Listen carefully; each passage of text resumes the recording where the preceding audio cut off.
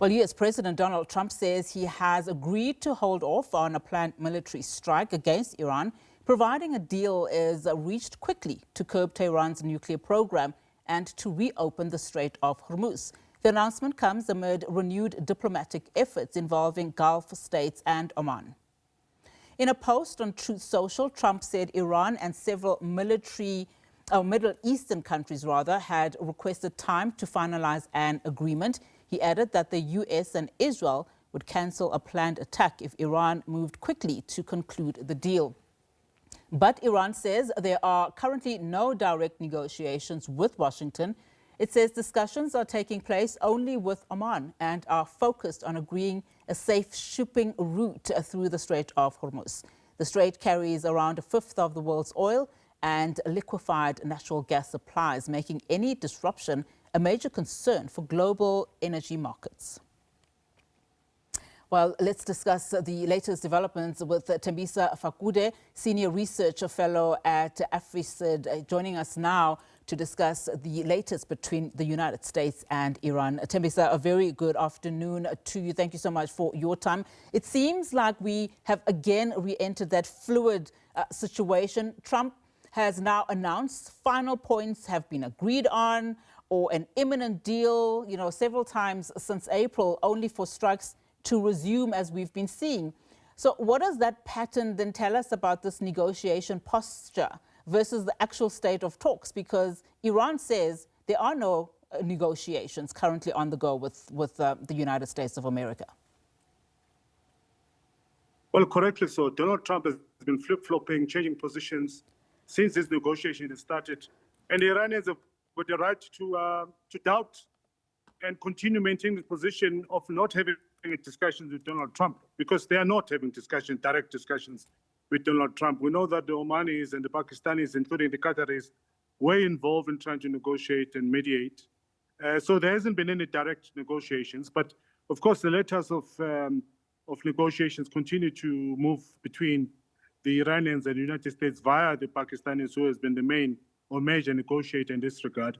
So yeah, the point is that the Iranians are not involved directly.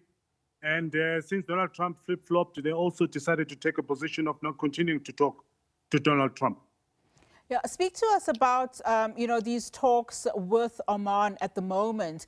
I mean, how likely are we to see some form of renegotiation of any kind, for that matter, on the table? Well, all parties are exhausted at the moment. The Iranians are tired, the Americans are tired, and the mediators are tired. In fact, the Gulf countries have not been earning money because of what's been going on in the Strait of Hormuz.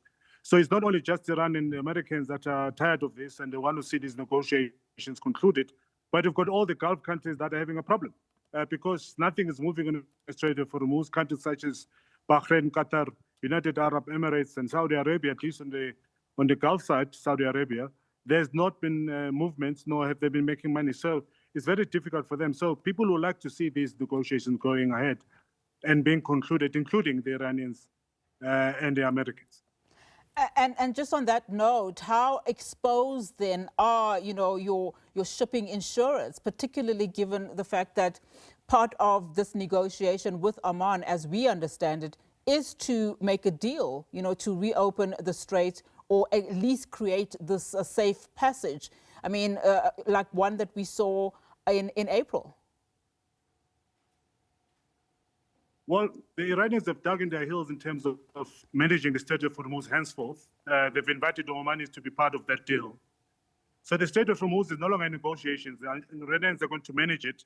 They're going to toll it because they're saying that for safety reasons and environmental reasons, it's going to be tolled. So this was a discussion that was never part of, or was never conflicted before. But now, because of Donald Trump, you now have the Iranians insisting that the only way they can recover and continue controlling the Strait of Hormuz, including the security in the Strait of Hormuz, it will be for them and the Omanis to control it. Yeah.